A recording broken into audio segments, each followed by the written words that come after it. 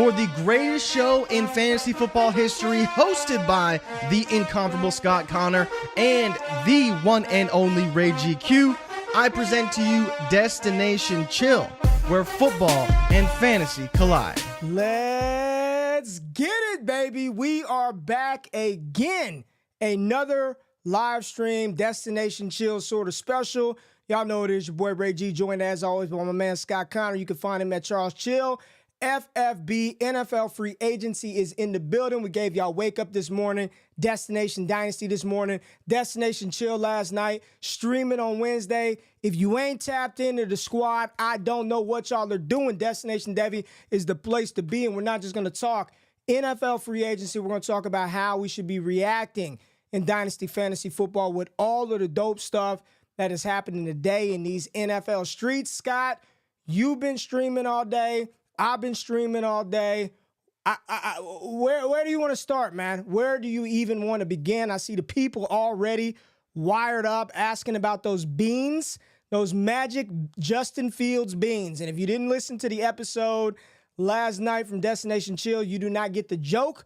But I will be selling magic beans on DestinationDevy.com very soon for all of you Fields people out there that still hope and believe that he's going to be the starting quarterback for some team this fall. Scott, right before we went live, we actually had a little bit of news. Scott had a little bit of news, and we were talking about this. But Jacoby Brissett signed to the New England Patriots, Scott, on a one-year deal. Let's pull that up. One-year deal for Jacoby Brissett. You're in the building. Talk about it, Scott Connor. Talk about Jacoby Brissett to New England. Well, first off, good evening, Ray. Not that I haven't spent almost all day with Ray in Heisman voice chat, talking through all the signings, breaking down all these contracts and all the landing spots, trying to give immediate reactions. But shout out to the people that came over just from Trades in 5, watching Shane and I do Manic and Chill. It's been a great day. This is one of those days. Quite frankly, this week is just one of those where I'm learning year by year to just free up my calendar on these days. Be able to live stream, be able to hang out in the Discord. Like, there's just so much going on. Haven't even had time to really go and actually act on some of this stuff. Like, we're telling everybody else to go, hey, go try do this, go try to do that. But yeah, with Brissett, we'll talk about a couple other players as well. But with Brissett, he got a similar deal to what he had last year in Washington. I think it's probably similar. I think this probably reflects the fact that Brissett got a little less than Gardner Minshew. He got a year less than Gardner Minshew. And to me, Ray, that probably reflects at where Gardner Minshew is relative to the Raiders versus Jacoby Brissett and the Patriots. The Patriots are sitting on a top 3 pick. They have a QB in the bag if they want one, whereas the Raiders is going to have to make some magic happen if they want to take a QB. So I think that reflects the difference, but I think both of them very strong. We could look up the start of the season and you go, these are QB 31 and QB 32 to start the year. And I think people would be happy with both of them if you have them. And the way that QB is now, the bottom 25% of QBs in Dynasty are year-to-year bets, right?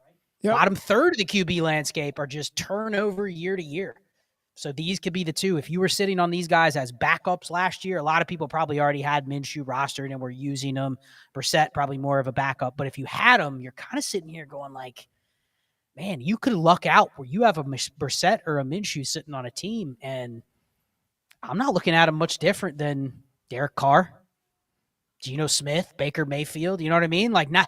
Not from a long-term commitment standpoint, but what I can get year to year, I don't think it's that different. So I think it's interesting to see what these teams do in the draft. Well, do you want to start with who has not been moved today? It seems like that's what the people kind of want to, especially since we were here last night and we talked a lot about it. Mm-hmm. You want to just get into it? Mm-hmm. Mark said, I sold my last field shares last night because of the stream. Got a 25 first and second. Looks like I got a free first. Thank you. Let's talk about it. Last night, not even a mere 25 hours ago, we were the crazy ass ones. How on earth could you even consider selling Fields? Send him to Seattle. He's going to be in Atlanta. Pittsburgh Steelers smokescreen. This is a top 32 quarterback. And here we are, Scott. And I don't want to say I told you so, but you got to trust what the team is telling you, right? What have the Chicago Bears told us today? Oh, now they're not trying to move Fields. We're not really shopping him right now. Talk about it, man. We're here. Where does he land? Well, where's he land now? Well, I think there's just been a lot of coping today where every time a spot dries up, it's who's the next spot, and it's just delete tweet and enter the next tweet with, okay, he's going to go here. He's going to go here. And this has never been anybody that's followed me. I've put out, you would look at my timeline and just search my Twitter name and Justin Fields, and probably 90% of it, people would go, you're a hater. Right? You're a hater. And I think your timeline probably looks fairly similar, because I think we've always been realistic from the beginning of the time when he got injured. Yes. And it was clear that the Panthers were going to get the number 1 pick. It has been, you knew this situation was going to manifest. And everyone knew it was going to happen. We knew halfway through the year the Panthers were going to get the number 1 pick for the most part. But I think people were just in a little bit of denial about how the league views Fields, about his perception from teams in terms of, does he bring what they want to the table in a quarterback? Now, that doesn't mean we would have always been right about the outcome that we're currently staring at today. Right. But it was just almost like, I ignore it until it's here. And all I've seen today is just panic. I mean, the latest tweet I'm reading, our shout out to Jordan McNamara, basically, the Patriots chose to give Jacoby Brissett a 1-year deal rather than get Justin Fields on a 1-year deal. Right? Like, you don't have to pick up his option. You didn't have to pay a 2nd-round pick to get him. The way it sounds like, if you just came to the Bears right now and made a offer, Ray, they would listen. Like a offer, right? Like a 4th-round pick. They may listen. Now, they're saying, they haven't shopped him, but we know what that really means. That means they haven't gotten close to what they thought he was worth, so they haven't actually shopped him. But the reality is, people were wrong on Fields. And we were never anti-Fields. We talked about it last night. What happens if Fields gets in an opportunity where he could start? We would maybe like him for a short period. You would be able to sell him. But I just never understood and the tea leaves have been there for the last month. There's been nothing. If you would have told me there were numerous mainstream NFL people saying, hey, the market for Fields is heating up. He's talking to this team. And I know he couldn't talk with teams specifically, but you know how there's things that drop. Hey, teams are really looking at Justin Fields. The target might be a 2nd-round pick, or, a couple teams are going to be interested in him when the Bears put him on the market. We never heard any of that. But damn near up until last night, like the person that said in the chat, they were still able to get a 1st for Fields. And the only outcome was last night. Yeah, he gets traded somewhere, gets the keys to the castle, and then he's probably a guy that's worth a 1st at that point. Vikings. But why the Vikings? Because they're one of the few teams that doesn't have a top 3 pick, and they don't have a quarterback. Is that it? That is why. That is why people are saying the Vikings. That's the final spot without a current quarterback. And you really think Kevin O'Connell's about to hitch his wagon to that, dude? Like, come on. No. I would never say never, but the point is, everything has pointed to this outcome that we're staring at today for months. Since you knew they were getting the number 1 pick, right? Unless you were willing to make the bet, and we talked about that the other day. If you wanted to bet on Fields and you had conviction and you went and got a lot of Fields and you were figuring he's going to get traded somewhere, they're going to pick up his 5th-year option and he's going to be their starter for the next 2 years, you would be on here gloating about how you picked up all those cheap Field shares, right? Mm-hmm. But it hasn't happened. But I think the process of reading through the lines on this stuff and taking advantage of just the pure – we were here last night, right? And it was what does Fields not do that Geno Smith does, that Derek Carr does? Tweets all day today. He's one of the top 32 QBs top in the 32. league, bar none, period. And while that might be true, there are not 32 teams that were looking for a quarterback. There were not 32 teams looking for the style of QB that Justin Fields is. There were not 32 teams that looked at it and said, well, maybe he might be as good as our starter. but he also costs a 3rd-round pick and a financial commitment that is not the same as what we're rolling with now. So it's not as simple as he's one of the top 32 QBs. There's other things that go into it, and I think, unfortunately, you're left holding the bag if you're sitting on him. What do you do if you have him, right? What do you do? Well, let's talk about it, because I'm a big proponent of talking about, don't just talk about trading a player or what you would or wouldn't do or should have done. Now that you're here, now that we're here at this moment where he is not, at least it does not look like a reasonable projection to assume he lands on any spot to where he's given the keys to the quarterback room. That just seems, again, in my cabinet, in my pantry, I got a bunch of beans in there, some dry-ass beans. I will sell you those 50 cents on the dollar if you believe that's a realist. I will give you the magic beans, go plant them, and I promise you a beanstalk will grow. If you believe that he's going to walk into any location, Minnesota, Las Vegas, and be handed the keys to the starting job, I got some magic beans for you. I'm going to get those out to you tomorrow. So if you got him right now in Dynasty, what's the play, Scott? And I asked this question. We talked about it in the Discord. Right now, 25-second, 24-second right now, or Justin Fields. Most people would say, hell no, that's way too low for a quarterback in Superflex. But my question to you is, if he does get traded to Philly as the backup, I guarantee you can take that 25-second, 24-second today and buy him back later on when his ass ain't playing. Like, what do you do? Like, you're in the stock market. You're in a stock. It's sinking. You know it's going down. It's past your stop loss, right? Do you want to just get out for any profit? Give me 70% loss opposed to max loss. There's nothing worse when you're there's nothing worse than max loss where you lose it all. You know what I'm saying? Like, what do you do? Because you're not getting a first today. Unless you're in a league with a couple of individuals that still live off of hopium and they think he's going to be the starting quarterback in Seattle or Minnesota, you ain't getting a first for him. Like, what do you accept? Rock bottom prices. I made a deal 9 days ago where I traded Justin Fields straight up for Bryce Young. Nothing else, no leverage, no picks. And as bad as Bryce was, give me the 2-year reroll that I have with Bryce Young, opposed to the outcome that I believe is very highly probable this year of him not starting the season as a starting quarterback. So what do you get out of Fields for today? If you want out and there's an option and you're not in a league with an idiot that's giving up a first and a second, what are you taking right now for Fields? Yeah, they're saying in the chat your mic's got a little static, but I'll give the answer in a couple different ways. So you have to delineate lineup versus best ball. So I'll just say that. Lineup versus best ball first. If you're in best ball, which Ray and I play in a lot of best ball Dynasty, it's looking right now that he's probably going to be a 0. Now, I'm not saying you wouldn't want him on a roster, but when you're in best ball, and I've covered this on Destination Dynasty, it's very important to be cognizant of how many zeros you're taking on a weekly basis. Let's say you have 30 roster spots. You really can't afford to probably have more than 4, 6 zeros at a time. That includes injuries. That includes bye weeks. Can you hear me? You good? Okay. So it includes injuries. It includes bye weeks. So think about that. Do you really want Justin Fields to be one of those guys that you hold all season and just hope that he gets a chance to start? So in best ball, I think it's very easy.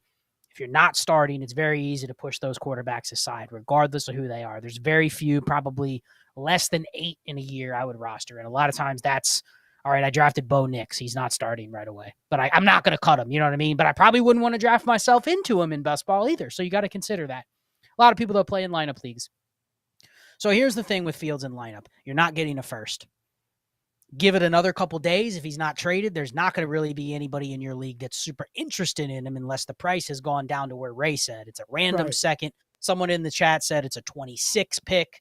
So far out that the person goes, all right, I'll just throw something in there.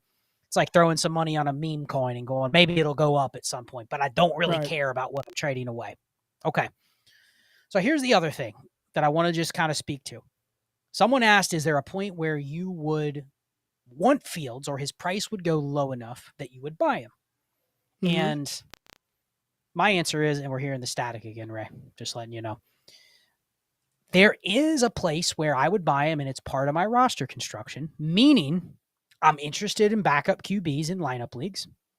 I'm especially interested in backup QBs that have previous starting experience with fantasy upside. Fields checks those boxes. And the third thing, I'm interested in players, not just QBs or backup QBs, players that have ADV that I know if there's anything positive, there will be interest again. Maybe not interest for a big profit, but interest to where there will be demand. There's probably not a lot of demand right now for Gardner Minshew in your league. The person that has him is happy, but the people that don't have him aren't going, okay, cool, he might start this year. I have to go get him. If that's Justin Fields, it's, oh my gosh, wheels up. So there's multiple avenues where Justin Fields can turn a profit for you. So to answer the question in the chat, does he become a buy? He does at a point, because if you start looking at it, all right, if I can buy Justin Fields for a random 25 second that I'm betting, okay, I can get my team to a point where that's a late 25 second. I think that's enough for me to go, A, he fits my roster construction. B, if he ever starts, I feel very confident starting, even if that's only 3 or 4 games in a given year. Maybe there's an injury, whatever. I'm fine. You can almost justify paying a second if you're getting a month's worth of starts anyway. The third thing is I'm getting this built-in investment value that I don't really want to pay for, but I know can come back and help me if there's anything positive with Fields. Right. Let's say he goes and backs up Anthony Richardson. I'll just throw in that. That's what they're saying. That's what Albright said. Do I still sound like shit, or am I all right? No, you're good. You're good now. All right. Yeah, Albright says backing up AR. Okay. Let's say he backed up Anthony Richardson. There's a shot that week 5 Anthony Richardson gets hurt again, Ray, and he's out for 8 weeks.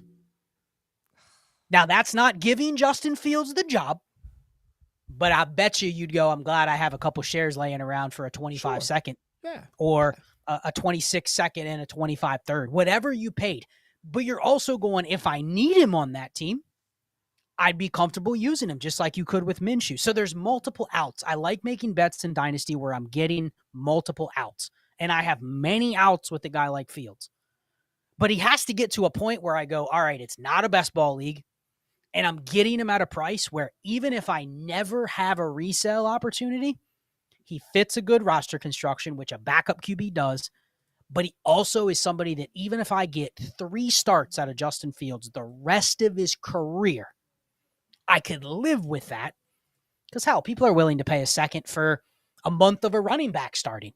You see it all the time. A running back goes down. Najee goes down for a month. People would give up a second for Jaylen Warren. A backup, a sheer backup. Zamir White last year, if he would have had 8 weeks to play, people would have given up a second for him because that production was worth a second during the season. So I just think Fields has multiple outs, but as long as people are still valuing him as he's some sort of victim and that he's just been screwed and he's going to be worth a first and I'm not selling him except for that, I'm never going to be in. So there's my 5-minute answer on would I buy Justin Fields or what would I do? Yeah, I'm more interested now that he gets cheaper because I do care about roster construction. I do care about a potential investment that down the road could help me, but it's not going to be for the reasons like I'm buying him because I believe in him. It's the opposite. I believe in all the things that could happen down the road with that asset. I'll just say this. All of those things are very much true that you just said. And I still have little interest in rostering and holding that asset. I can go find a running back out. I'm done. I just don't want the headache, the volatility, the stress. And here's the thing. In most leagues, there might be one other manager that truly values Fields, maybe. But your market is tight. It's not a robust area in which you can move him. And then at that point, you're truly subjected to what the other what the acquiring Fields manager wants to pay. If you really want to get off of Fields at some point, you are beholden to whatever that other party is actually willing to pay to get you out of that Field share, especially if he's a backup to an Anthony Richardson or a Jalen Hurts. Y'all, we just saw this stuff happen with Trey Lance. And you can tell me the situation and you can cry about how mistreated he was and how they just did Fields so wrong. You can do that shit till you're blue in the face. It don't matter. It doesn't matter. That happens. It happens in the NFL. I wish Terry McLaurin was on an offense that had a good quarterback. I wish Drake London didn't get the first 2 years of his NFL career wasted because Atlanta played around at the QB position, but it doesn't happen like that. This ain't Burger King. And you can say whatever you want, but this final season, the prove-it year for Fields to go out there and get it done, his GM went out and drafted an offensive tackle in the first round. His GM went out and made a move to get DJ Moore. His GM drafted a running back out of Texas that a lot of people liked. They tried their damnedest to surround him with something, to show something, and he didn't do that. At some point, it's not everybody else's fault. At some point, you got to go out there and get it done and play. It ain't no anti-Fields thing. It's just, come on, man. Like, what are y'all doing?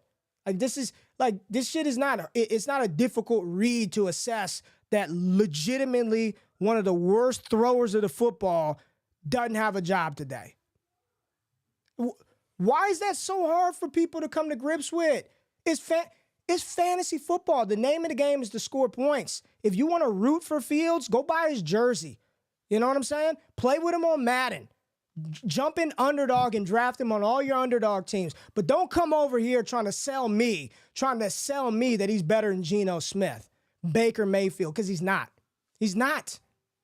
Who you want to talk about next? Because there's a lot of players. And I see you smirking. I don't even want to look at the chat.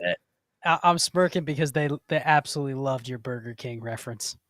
This is not Burger King. It's Burger King and beans now. Burger King with some beans added. Shout out to Coach Red. It's none but beans, burgers and beans. And I got a lot of beans to sell a lot of y'all folks in here. So let's talk some running backs, Scott. Your favorite position.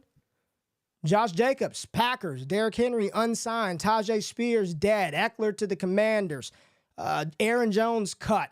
Gus Edwards to the Chargers. Like, let's go with an underrated signing that not like a lot of people aren't talking about. And I do want to start with that. For me, it's Gus Edwards to the Chargers. And again, one of the things that we preach about here at DD is pay attention to what the teams are telling you.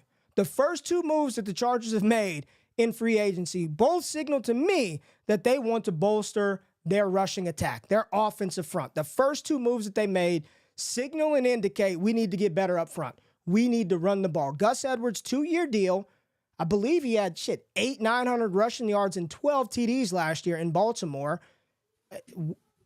He's probably going to get touches, Scott. Like you're talking about, we're talking fantasy.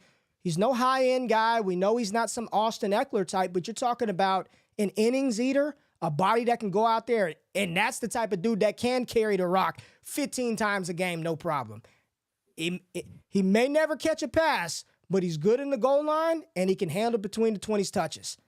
Like, what do you think, just Edwards and his fit with Harbaugh and the Chargers? Well, I mean, I talked about Edwards on Destination Dynasty. He wasn't an efficient running back. He wasn't efficient last year with the Ravens. And I had actually written him off as one of the guys that I didn't think would ever get back to this range.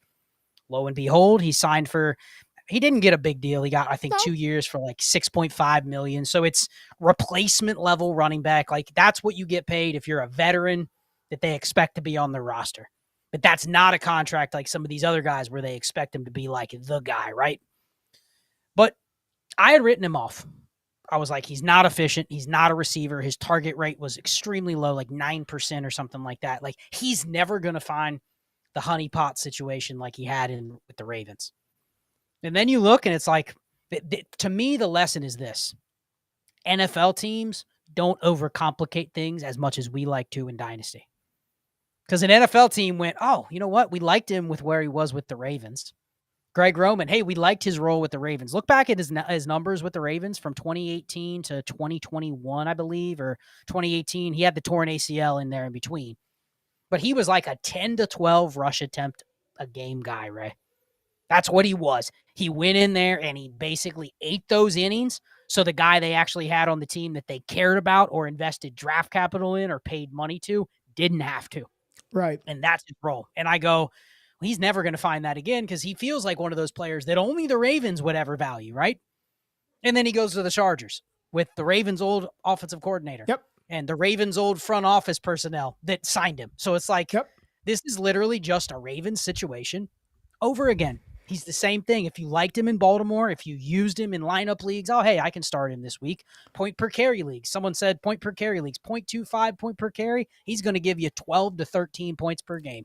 Yep. And it's not going to be fun, and you better hope they're good and they score a lot of touchdowns. Otherwise, he's going to be a roster clogger running back.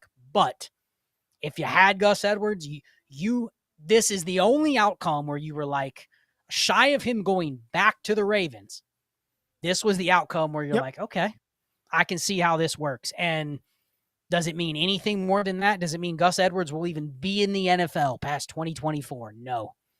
But he survived. You had a guy that wasn't even worth a third that's now worth a third. And if you have him, you're smiling and you're going, all right, I got Gus Edwards on my bench. You know what this allows me to do? Not plug him into my lineup and say it's going to take care of one of my starting running back positions. What it allows me to do is go out and sell a DeAndre Swift on the hope because now Edwards. I can probably or get him back. Had both. I had both, and I don't now need DeAndre Swift because I have a guy that I thought was just a body, but now he's probably a body with a role. And that's not even shitting on Swift. That's that, man, there might be people going, I'd give a late first for Swift. Okay, you can have Swift. I'll just plug Gus Edwards in there. And do I think Gus is as good as Swift? No. Is he going to have the ceiling Swift has? No. But for my roster construction, I feel better about what I can do with the other running backs that hold real value because I have a Gus Edwards, because I have a Devin Singletary on my bench. Like, they're going to have roles.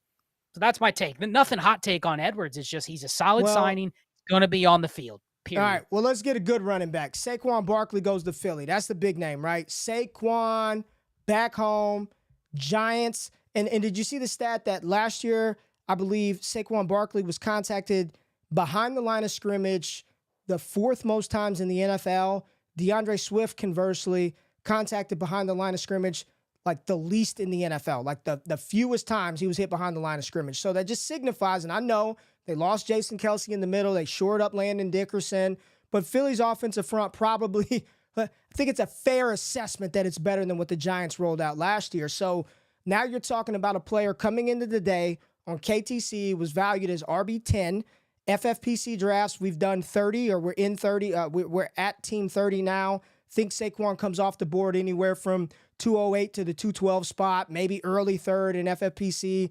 Not quite sure where he's at in underdog, but just talk about the value increase or the perceived value increase that Saquon just received being signed by the Philadelphia Eagles and then paying him $26 million guaranteed, second highest paid running back contract in NFL history, when everybody said running backs are dead.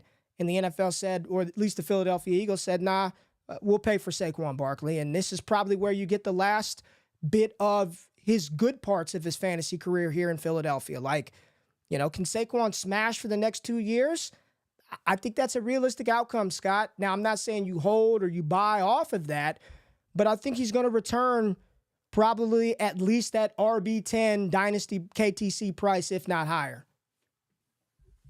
Yeah, I think it's a good signing. All the things you said are true. Swift really didn't think that would be a good fit, and he actually managed to get there last year without having the extreme target rate that he had been known for in the past. Like, he had kind of done it a little bit differently. So I'm looking at Saquon as, and here's what I said on Trades in 5 when I was on live with Shane a little bit ago. I think the community thinks it's a good landing spot for Saquon. I think the name Saquon Barkley and the contract that he got, it's kind of like, whew, sigh of relief. I now feel real good about my Saquon shares again. I wouldn't be shocked if he gets up to RB6, RB5. Like, he's going to be right there behind, obviously, CMC, and then the 3 elite guys like Gibbs and Bijan and Brees. But I think he's right there with people, especially if they buy into running backs in a short-term window like we do. They're looking at, okay, JT or Saquon, okay, A-Chain or Saquon. Like, he's probably in that mix because people go, I don't care about the long-term value. He's just going to smash in Philly.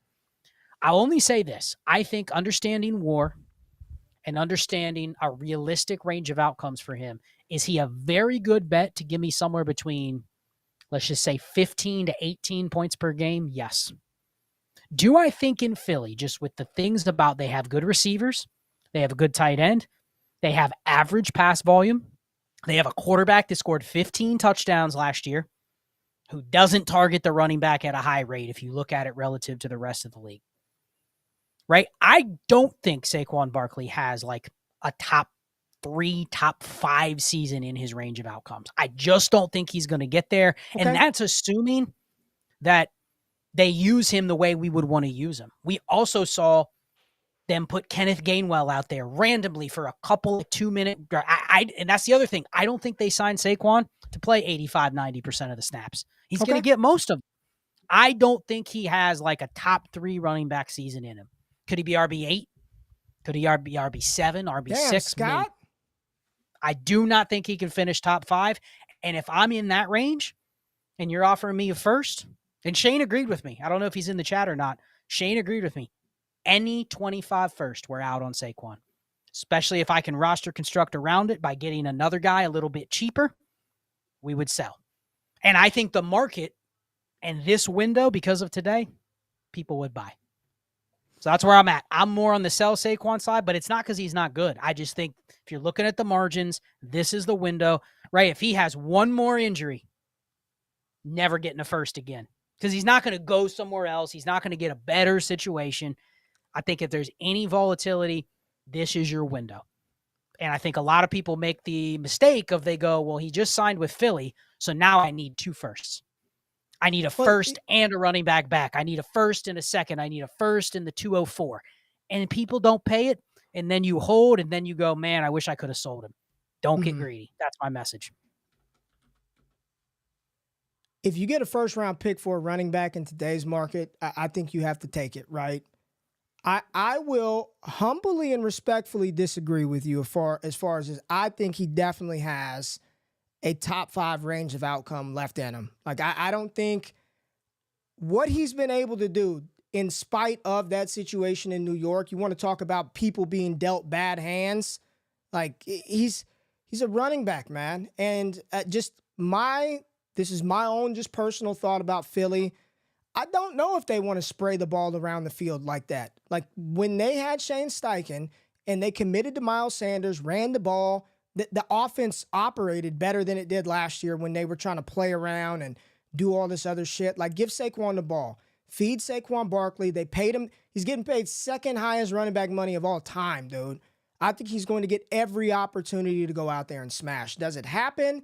I don't know, but I'm not counting out an RB5 finish, RB4 finish, and especially in today's economy, like that really, like the threshold to get there, there's a difference between Christian McCaffrey, but there's a little bit of a tier break. I think that's still within his range of outcome, but if I could get a first-round pick for him today, yes, I would do that. If I can capitalize on even a first or a second, sure, no problem. I would take that, but I still think that just like Kamara, he came back and he did it. Like, as soon as he came back off of suspension, Alvin Kamara was a top 3 running back, multiple weeks in a row, top 5 running back all the way to the end.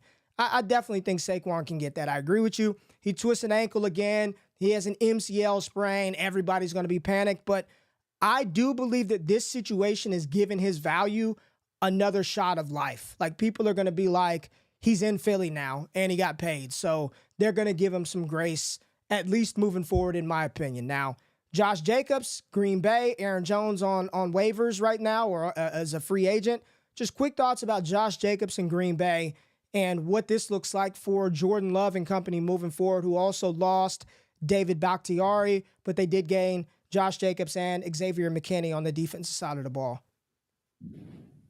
Yeah, I mean, I actually like this spot better than Saquon in Philly. Okay. I think there's probably similar upside, but I mean, they did everything they can to essentially clear the backfield out for Josh Jacobs. And I probably think this is one of those situations where people don't like Jacobs as much as Barkley. But if I had to pick between the two, I would take Jacobs. And Shane even said, you know what? I think just based on the ADV, and someone asked earlier, what is ADV? It's a bit artificial dynasty value is the term that we always are referring to when we say ADV. And he had said, like, I think the community doesn't view the Jacobs landing spot like they view the Saquon landing spot. And Jacobs didn't have as much ADV coming in as Saquon did. But we had talked, we were like, man, I think you can get the same production from both. And you can probably get a plus on top of Jacobs. So I like it. But again, he fits the mold of if you can sell based on the fact that he's going to be the only guy in Green Bay, at least he is right now because they cut Aaron Jones.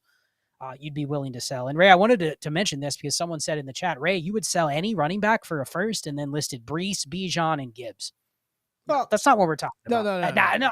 I just want to clarify because the words you used were any running back. And then, of course, someone goes, okay, would you sell Bijan for a random first? No. Yes. No, we're talking about anybody below those top three. And then it all comes down to roster construction where your team is. Like everyone below that, pick a name.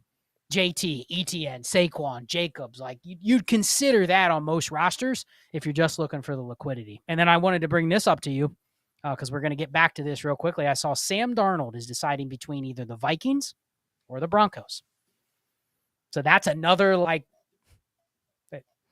it's another two teams spot. without a QB, without a top 10 pick, and it's Sam Darnold and not Justin I can tell you this.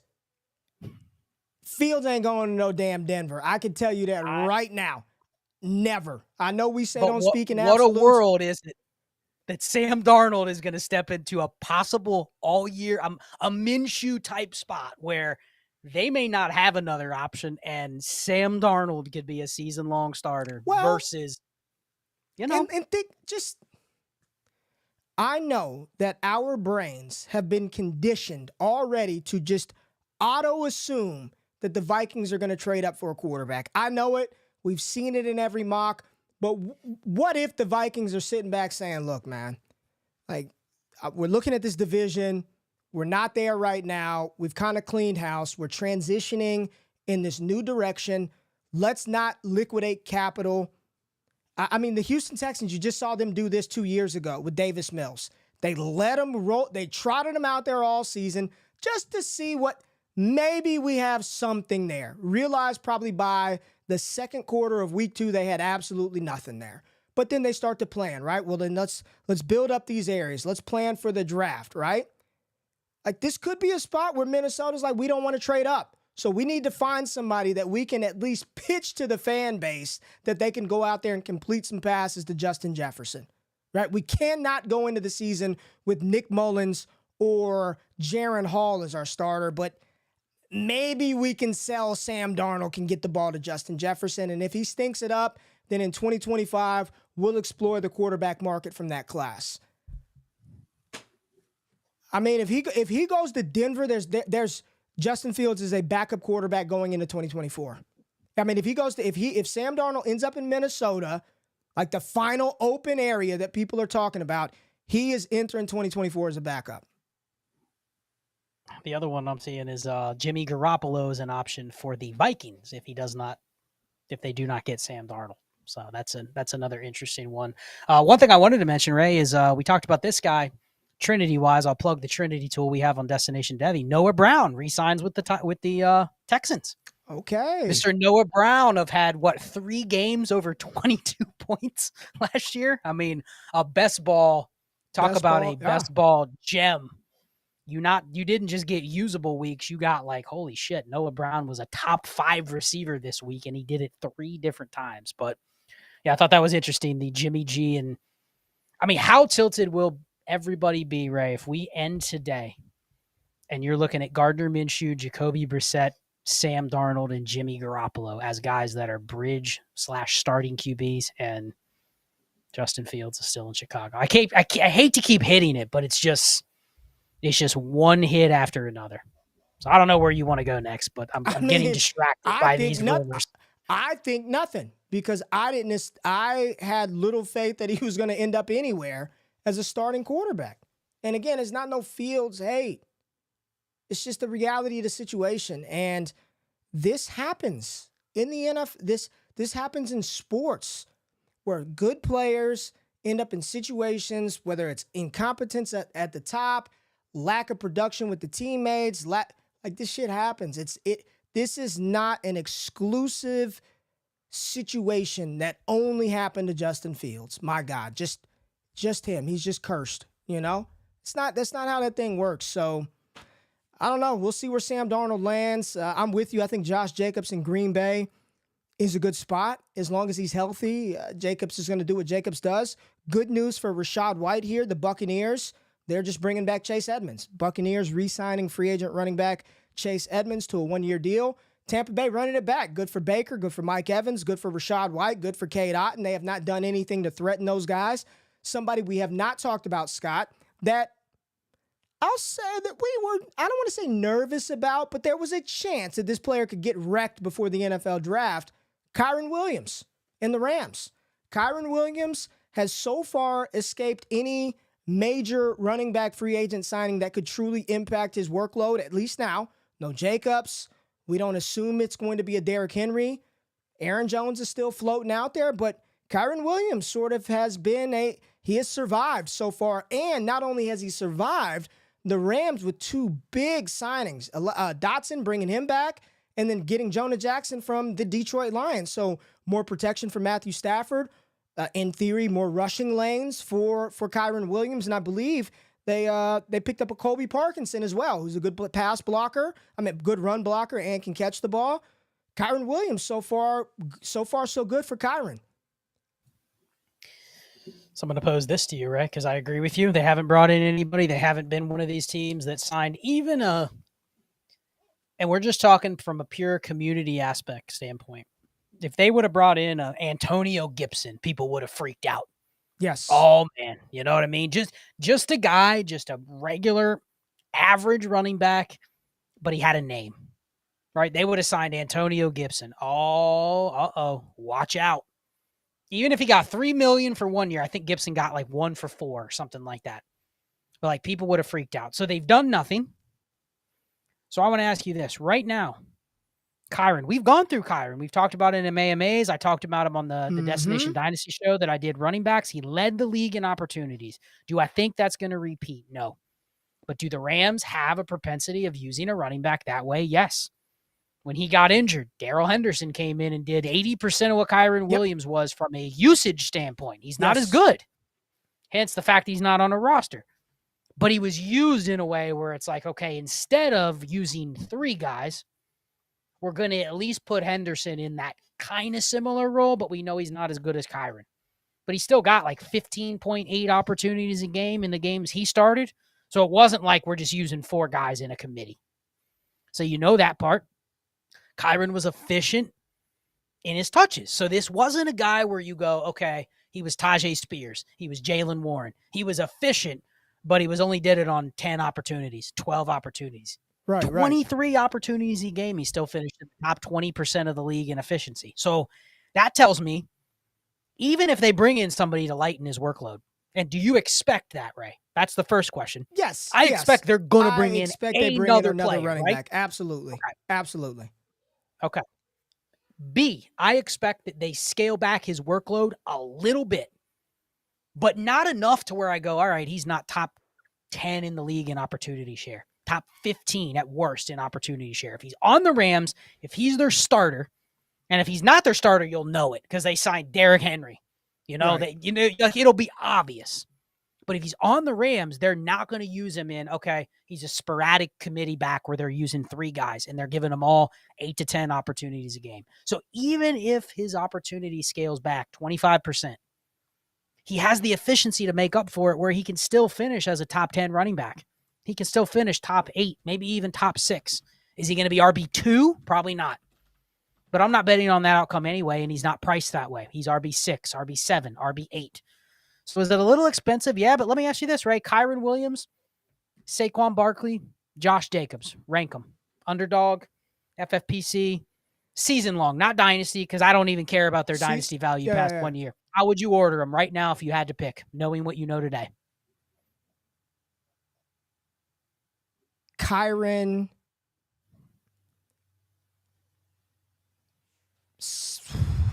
I'm being for real. It'd be Kyren, Saquon, Jacobs, but I can go Jacobs, Saquon. That's toss up for me. That's toss up for me. But Kyren would be one for me. Kyren would be the first running back I would take. It'd be Kyren Williams for me.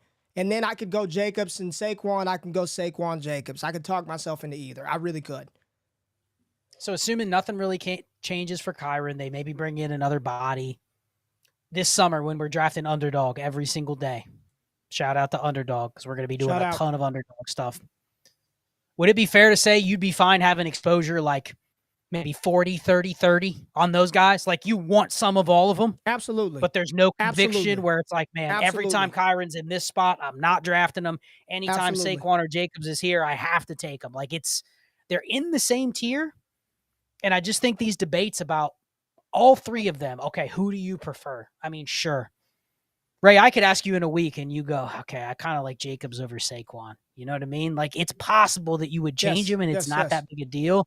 But I think they all represent the same type of thing. RB 6 to 12. And that fits on a certain roster. But I'm high. I think we're now higher on Kyren. And I see in the chat, I mean, is this a win for Zach Evans today, Ray? Big Zach Evans win? What would you do with those Zach Evans shares in Dynasty? If you could get a third, are you out? Yes. How about a fourth? And Ray hates fourths.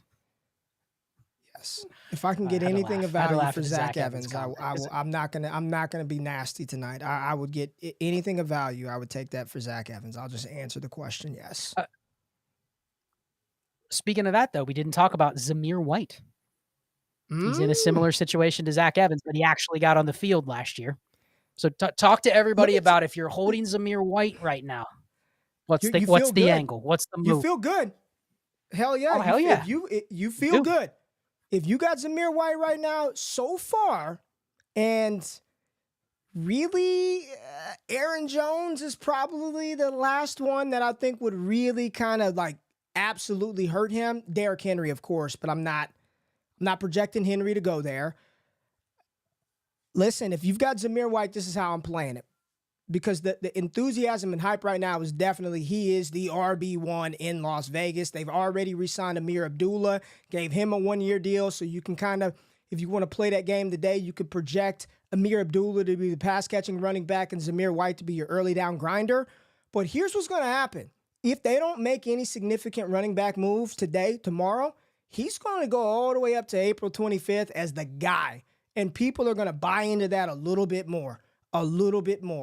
And if it were me, what I would do is I'd let that bad boy cook in the crock pot all the way up to the week before the draft, and then I'm trying to get out. And then I'm trying to liquidate because I believe they will draft another running back, and that running back's probably going to possess the skill set to do something that Zamir White can't, coupled with some of the things that he can do. And I don't want to be holding Zamir White when in the fourth round they draft Will Shipley, Braylon Allen, Marshawn Lloyd. I don't want to have Zamir White, a third-year running back with double ACL tears that has no capital tied to his name. I don't want to have that. So I would cash out, and if you were to offer me any second today, I probably would move on. Like right now, here's a second-round pick for Zamir White, probably move on.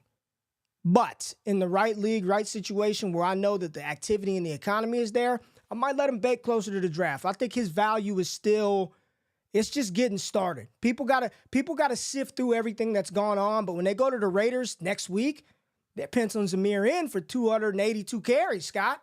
I mean, he's getting projected out 250 plus attempts. So that's a player that I kind of want, not because I'm trying to jam him in my lineup in September, but I want to capitalize on the market value of that player and see if I can get a little more ROI on Zamir White. Yeah, let those beans cook in that crock pot for the next 6 weeks or so. Hey, these beans get planted right in the front yard. You don't even got to put them in soil. Just throw them down, wake up, and Fields is on a damn stalk to the sky. We have not talked about probably the biggest free agent signing, impactful for fantasy football purposes, but Kirk 2 Chainz, man. Kirk Cousins, it's official. He is an Atlanta Falcon. We should all rejoice. Let's hit the sounder, praise dance, whatever you want to do. We finally have a competent quarterback to pair with Kyle Pitts, with Drake London.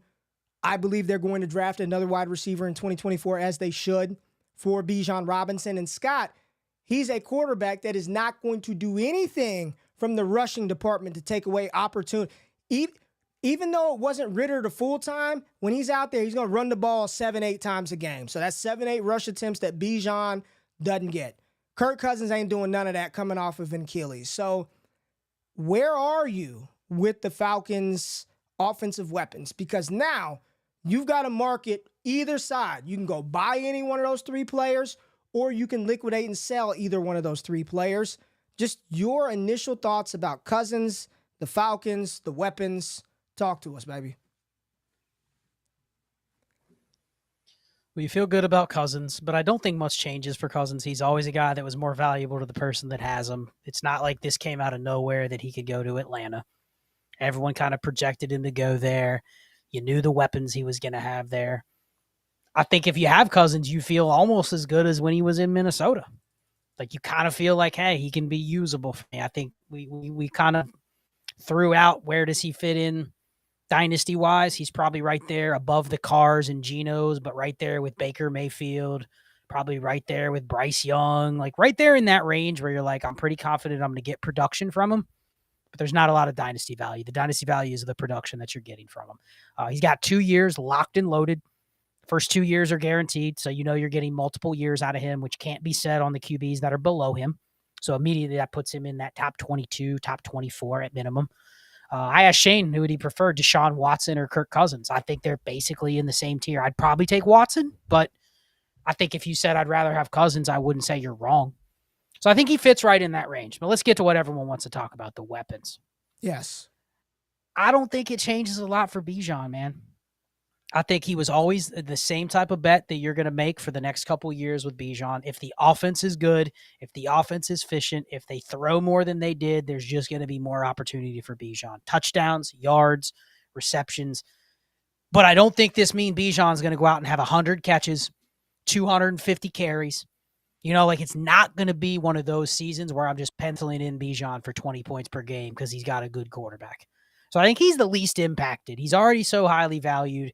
He's already valued as one of the top 3 running backs. If you have him, you're roster constructing around him to give you 20 points per game. That's the expectation. If I have Bijan, that's the bet. So I'm not going to go, okay, I'm going to value him even higher because he has Kirk Cousins now. Drake London. I want to talk to you about Drake London. Yeah, man. Because we went through and we put damn near Drake London in the top 10. Yeah, he's in, I don't want to say he's in the A.J. Brown, Puka Nacua range, but like I asked Shane, Malik Neighbors or Drake London? Garrett Wilson or Drake London? What do you say, Neighbors or London? He took Garrett Wilson, but he said that pick that you're going to have to use for Malik Neighbors, 105, 106, 107, if you sent it for Drake London, the only reason you wouldn't would be because you're thinking, okay, what if a QB falls there? The flexibility, right? But if you're at the 106 and it's Malik Neighbors or Drake London, like that seemed to be the line of delineation where you'd be willing to pay it if what you wanted was Drake London. You didn't need a QB. You were already locked set on, man, I really hope Neighbors falls to me at 106. You could take Drake London today and just give up the pick.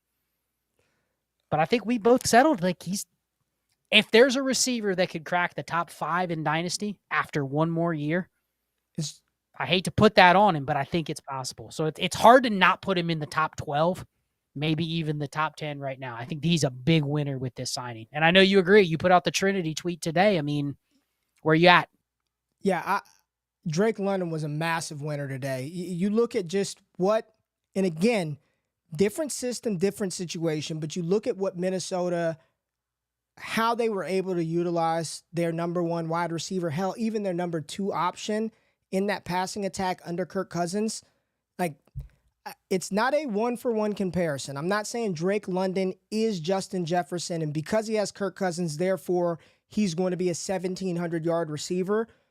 But Drake London has done a lot of good stuff, and if you use the Trinity tool on DD, you will see, like, his wide receiver utilization, right, amongst his team has been insane over the past 2 years. But he's been held back by poor quarterback play, and that's not a far stretch to start pulling from, right?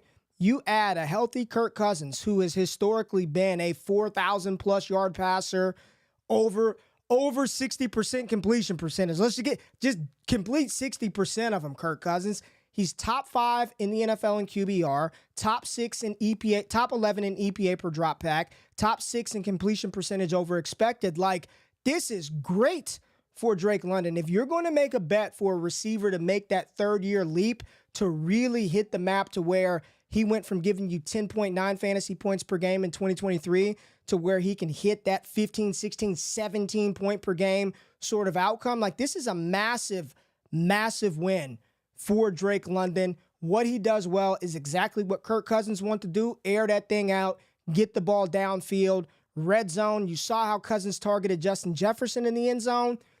I mean, he's got two massive options to do that with now, and that's without them having, taking another receiver in the draft, which everybody expects them to do. This is great for Drake London. Unfortunately, the time to get him, you should have done that at the end of the season. You should have been trying to buy him at the end when people really, I don't know if I want to chase and pay for it today, but if you have him, man, way to persevere through those two first seasons that were pretty rough because he was borderline damn near unusable for the most part of 2 years. But this is great for the pass catchers, man. This is great for them. We'll see how it is for Kirk Cousins. We'll see. I can't speak confidently enough about Atlanta's offensive line situation or their defense, so I don't know how this is going to play out. I know the division's kind of shitty, so they should be in position to be in some games to win. It's a good move for Cousins, a good move for Drake London, good for Kyle Pitts as well, man. Good for Kyle Pitts as well. Yeah, the one skill Kirk Cousins has that we've probably undervalued is he literally, the best thing he does is feed weapons, production. Yes. That's his skill. You can debate whether he's a good NFL QB, whether he's ever going to win anything, whether he deserves these fully guaranteed deals, but he's one of the best QBs historically. We're going to look back and we're going to go, there's one thing Kirk Cousins did great. Support fantasy weapons. Numerous ones. Running backs, tight ends, receivers, numerous systems, numerous coaches, numerous players. He produced for fantasy. So it's hard to sit there and say this isn't a huge win for Drake London. I do want to kind of get into Kyle Pitts for a minute because like London, we could have seen this for a mile away. We didn't know Kirk Cousins was coming to Atlanta, but it's not like this came out of nowhere 2 days ago. It's been rumored for months. His wife's from there. This makes sense from a system perspective when they got Zach Robinson. Okay, this is probably one where if you wanted to make that bet that it was going to be Kirk Cousins, you were betting on one of two things. One, him going to Atlanta. Two, him being healthy. We didn't really talk about the Achilles injury, the plant foot or the drive foot he had the Achilles injury on. But the point was, whether you're betting against that or you're betting against him landing there, you should have made those bets a while ago. Yes. And I've said it all off. It's not even that I think Kyle Pitts is great, but you are crazy if you're now looking at the names, right? Who would you prefer to have on your roster? Not who's going to put up more fantasy points, Ray, but who do you want when you go to your team tonight, when you're about to fall asleep and you're scrolling through some of your teams? Mm-hmm. Who would you rather see on your team March 11th? Kyle Pitts or TJ Hawkinson? Come on, man. Kyle Pitts. Kyle Pitts or Mark Andrews? How much Kyle Pitts is there with Mark Andrews? Is there Kyle any Pitts. Kyle Pitts. Let's see. Kyle Pitts, or we're going to go a little bit higher. How about Dalton Kincaid? I think we're in that range now. I mean, I like Kincaid. I think we're in that range now where I can't just be like, it's Kyle Pitts. I think I'd split that up. I got 10 shots. Give me 5 and 5, 6 and 4. Either way, I'm fine. So basically, Kincaid, Laporta, McBride. The only three that you would just be like, I'd rather have them on my roster, or they're right there with Pitts. But all those other guys I mentioned, Kelsey, Andrews, Hawkinson, you're like, nah. Because you can't do anything with those guys, right? You can't. The whole goal was buying Pitts was for this window. Now it's time to shift your bet from I'm buying the bet that Cousins is going to go to Atlanta to go back and reassess. Can Kyle Pitts have a 1,200-yard season? Yes. Can he have a season? Can he have a 90-catch season? If the answer to all of those is, do you say yes, yes, yes, keep him. If the answer is, I don't think so, I think what he did in his rookie year is his best, go find a deal. But the reason you'd rather have Pitts for these windows, and this is something to kind of think about for next season, you could have seen this a mile away, that there was going to be liquidity with Pitts. And now if you have him today, you have something. You can go out and get TJ Hawkinson plus easy. Mark Andrews plus easy. Easy. Bets on those guys, fine, but you can. So that's the takeaway here. I'm not even going to sit here and say I believe in Kyle Pitts because I'm not sure I'm going to say he is going to smash. I haven't decided that yet, but I'll tell you what, I'm glad I have the shares that I have because I have something to play with now. Scott. Pitts or Bowers? I see that in here. And you got to take Bowers now. No draft, no landing spot. I can't get any of that. I got to make the bet right now. Nothing. Correct. Man, I know. And I'll just say this, and I know somebody's going to kill me for trying to straddle the fence right here. I know that it's been a rough couple of years for Kyle Pitts. But the situation that he's currently in, he's still 24 years old. He's already put up a 1,000-yard season in the NFL. And he's had Desmond Ritter / I don't know who the past 2 years. Like, I think we're forgetting just how talented this young man is and the type of quarterback upgrade that he has now in Kirk Cousins. I'll take Brock Bowers and I'll buy Kyle Pitts and I'll get a plus on top of that with Brock Bowers. Like if people think Bowers is that much better than Kyle Pitts, give me Bowers and I shit you not, I will trade him today for Kyle Pitts plus. I would have no problem doing that move in a heartbeat, right? In a heartbeat and not think twice about it. So that's how strongly I feel about his talent profile and this is an upgrade of epic proportions, y'all. Like Desmond Ritter was awful. Taylor Heineke wasn't good either. Like neither of those guys were good, you know? And these are players who not only have the requisite capital, they have proven that they can command it in the NFL. This is Raheem Morris's shot. This is Zach. They ain't finna F around. They're going to get the ball to their playmakers. I can guarantee you that. Rapid fire, Scott. Then we'll hit some super chats. I know it's been a long day. We'll wrap up. We had over 4,200 people watching us across all platforms. Thank you. If you're not subscribed to DD, hit the thumbs up button. Do that, man. We're putting out literally damn near content every single day. Trying to make sure that it's actionable. A lot of people talk in the space. I would do this. We are in the Dynasty game, doing the things, putting our money where our mouth is. Come get in with the community. Man, I'm telling you, rock with us, man. Rock out. So couple of names real quick. Scott, the Giants bring in Devin Singletary, and they make 2 moves to address their offensive line. How do you feel? Singletary in New York as the lead back. Just quick reaction. Glad I have him. If I do, would sell for any second. I think he's somebody you can replace, but hey, he landed in a good spot. Looks like he's probably going to be the guy that gets a pretty big opportunity share back with Brian Daboll. So, yeah, sell for any second, but yeah, you're happy if you have him. Antonio Gibson in New England. I'll just say this. He's on a depth chart. He's got a unique skill set, but he's also behind a guy that I think you could argue is better at a lot of the stuff that he does and has been trusted to handle a bigger workload than Gibson ever has. He didn't get starter money. He's on a 53, right? If you could sell Antonio Gibson and a third for a guy you could use, I could go for that. If you can sell a Gus Edwards for Antonio Gibson and a third, if you have a shit ton of running backs on a 53, I could go for that. I think I'm either leveraging him or anti-leveraging him. I don't really have any other opinions. He's a body. He's a body with some talent that people like. I'll take some shares, but I don't expect anything. All right, here's another one. And this is sort of the ancillary pieces that make up for the impending piece. The Washington Commanders, they bring in Tyler Biadasz, the center from the Dallas Cowboys. They bring in Austin Eckler. They sign Zach Ertz. So when you're talking about a young rookie quarterback going into Washington, how do you feel about a rookie quarterback going into Washington who just upgraded their center position, which they lost, bringing in a veteran tight end, whatever he has, can't block, barely can run, Austin Eckler, or the New England Patriots, Scott, who kind of revamped a little bit of what they're doing, and they're still trying to acquire Calvin Ridley, who the rookie quarterback is going into a room with Jacoby Brissett. They brought back Kendrick Bourne, Hunter Henry. They signed 2 offensive linemen. They re-signed one of their guys. They brought in somebody else. Like, how are you feeling about these 2 landing spots today for rookie quarterbacks? And let's just give New England Calvin Ridley. Let's forecast. We go to bed tonight. Calvin Ridley signs some mega deal in New England. How much better are you feeling about Jaden Daniels, Drake May, J.J. McCarthy landing in one of these spots, Washington or New England?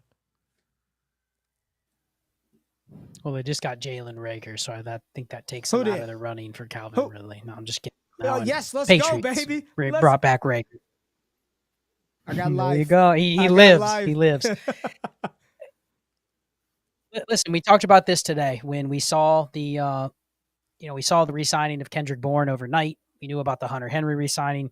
We like Pop Douglas, good Trinity last year. If they bring in Calvin Ridley, like you said, at least it is now, I think, a professional receiver core with enough weapons. Whether you like Gibson or not, he's a running back that has some skills. He's played before. You combine him and Ramondre with that tight end and those receivers. I think a rookie QB steps in there and you go, at least I could see what a rookie QB is. I'm not just throwing him to the wolves like you saw with what they did with Mac Jones. I mean, we joked, but this group of players they have would be far better than anything Mac Jones ever had. It's not even close. Far better. It's not even close. I think I feel better about, hey, it's a professional group where I can evaluate what I really think about a rookie QB. It is not a Bryce Young situation where you go, the dude never had a chance. So I feel better. I mean, if they get Drake May, people are going to be kind of down, but I think I feel better if he goes into that situation. He's got viable players.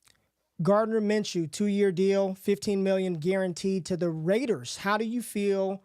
We had this conversation right before the show started. QB battle. Aiden O'Connell's already come out and addressed, like, hey, I knew it would be a QB battle going in. Where are you at with the Minshew, Aiden O'Connell, and the Raiders still could draft a quarterback in the second round sort of conundrum that we're in right now? How do you navigate this one if you're trying to make a bet on the quarterback for the Raiders? And right now, I mean, you might be able to get an O'Connell for absolute nothing. And if you wanted to make that bet that that's the starting quarterback, he vibed well with those guys at the end of the season. How are you playing this Raiders situation right now? If I had to bet, I would probably try to use the Minshew contract as, okay, he didn't sign to be a backup, and see if I can sell him, because I do think there's less than a 50% chance that he is the opening day starter, whether that means they trade up for somebody or whether they just start O'Connell because maybe they think he has more upside. I don't think it's guaranteed that Minshew starts, but I think the perception, at least reading Twitter today, was, man, he got a decent deal. He's being brought in to supersede O'Connell. And I don't think that's the case. I think it was more of they needed to go for probably the best backup on the market. That's who they thought it was, because they don't know what they're doing in the draft. And they didn't want to be left holding the bag with only Aiden O'Connell. And now they're forced to trade up and pay an arm and a leg to go get a rookie. So I think they hedged their bets. They had the money to spend, but I would sell Minshew. If you could get a second because people think he's going to be the starter, see you. All right, Gabe Davis in Jacksonville, quickly. You got to talk on Big Play Gabe. You got to talk about Gabe Davis to Jacksonville. People are poo-pooing on it. Why would they do that? How do you feel about this? And I'll just tell you, I feel really good about Christian Kirk. I feel really good about Christian Kirk and Evan Ingram. Yep, he does something opposite. Here's what I'll say. I liked Gabe Davis in Buffalo if you roster construct where he's your last guy you're starting. And I loved him if I had Josh Allen. I kind of feel the same way about him with Jacksonville. If I already have Trevor Lawrence and I'm sitting on a receiver like a Jacoby Myers or a Jerry Jeudy or someone like that, why not plug Gabe Davis in that spot? Right? To start 11, it's a best ball league, and you have one of those guys. Is there that big of a difference? Is there that big of a difference in best ball between Romeo Doubs and Gabe Davis, Ray? So no. I want some Gabe Davis to stack him up with T-Law. If I don't have T-Law and you want Gabe Davis, he's yours. I think he is what he is. He's somewhere between wide receiver 35 and 55. Season-long finish. Roster construct around that as you may. All right, and the final player we're going to talk about, and this is all you see on old X, is Tyjae Spears dead. Tyjae Spears done. It's over. In the ground. RB1 season. Spears is done. Tony Pollard has come in. Look at that. Dynasty managers. You got Walter White in the back. Spears, Dynasty shares in the tank. Tony Pollard there. Talk about RIP Spears. Let's try to reel this back in and bring some reality to this situation, Scott. I don't care. Like, I think Spears is still going to be what he was. If you are upset, sad, shocked, depressed over this today, then your expectation level for what Spears was going to be coming this season was all out of whack in the first damn place. If you thought they were going to roll into the season and give him 80% of the work, they weren't going to bring somebody in to take touches from him, to split the backfield work, what are you doing? It's 2024. There's a couple of running backs that's going to even exist for moving. Get that in your head today. This is not the way of the future to where one running back is touching the ball 90% of the time. Tyjae Spears was always going to have somebody there. Spears has got more juice than Tony Pollard. He could do some of the similar things as Tony Pollard can do. They are complements to one another. Tyjae Spears was never going to be a top 5 running back this year. That was not within his realistic range of outcomes, Scott. I don't feel any different about it. They were going to bring somebody in one way or the other. Somebody else was going to Tennessee. Somebody else was going to be there to touch the ball out of the backfield. How do I feel today? The same way I felt yesterday. Because Tony Pollard, to me, isn't some threat to relegate Tyjae Spears non-existent on the team. Spears still going to touch the ball, still going to catch passes, still going to run the rock, still going to score touchdowns. Tony Pollard's awful at the goal line, one of the worst inside the 5 runners in the NFL. He's clearly not the same explosive player he was when he came out of Memphis 6-7 years ago, or however long it was. And he's not a bell cow between the carries grinder. We just saw them try to do that with him in Dallas, and he was awful at that role. Spears is young. He's got juice. He can catch the ball in the backfield. They need somebody else to play in tandem with Tyjae Spears. But that is clearly not the sentiment. So where are you? Well, I was just going to let you continue because I agree with you. We've always saw Spears as the same way. He was super efficient last year, but only 10 opportunities a game. And all this, oh man, he could really, Cody joked in the chat, projections for Tyjae, that we had him at 37 touches a game, before this signing. And then it's probably out in half. To me, they're running backs. Everyone in here that's watching knows my takes on running backs. It's all about roster construction. I want some of both. There's a range of outcomes where Spears emerges as the guy and Pollard is relegated. There's a range of outcomes where they go, damn, Pollard's back to what he was in 2022. Tyjae, you're going to go back to what you were last year. I think the hot take is from you. Because I asked you when this signing broke, because it was one of the first of the day, Spears or Pollard. I'm reading out here on X that Spears has just been crushed. Pollard's the dude. And Ray goes, give me Spears all day, straight up, not close, right? More juice, younger, fresher legs, doesn't have a serious injury. I mean, and I can't argue with you. To me, I'm not going to be as dogmatic as one or the other.